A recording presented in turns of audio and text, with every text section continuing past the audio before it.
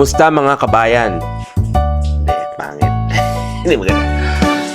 Kumusta mga kabayan? Day 1 namin sa New York with the Missus.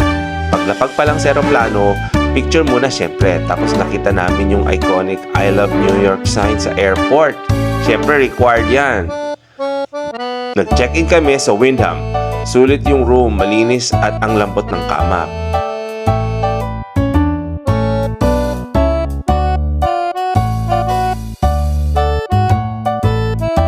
Pero mga pre,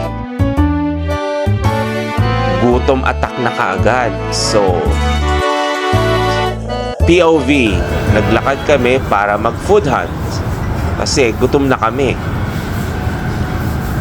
Mahal naman nung ano yan. Nakahanap kami ng local Italian place. Order namin, syempre, salmon sandwich at mozza ball soup. Grabe. Comfort food level 1,000. After kumain, bili muna ng necessities like tubig, snacks, tissue, yung mga kailangan namin.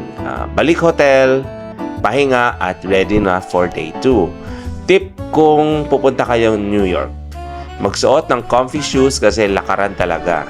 Magdala ng jacket, kahit summer, minsan malamig. At huwag mahiyang magtanong sa locals. Helpful sila.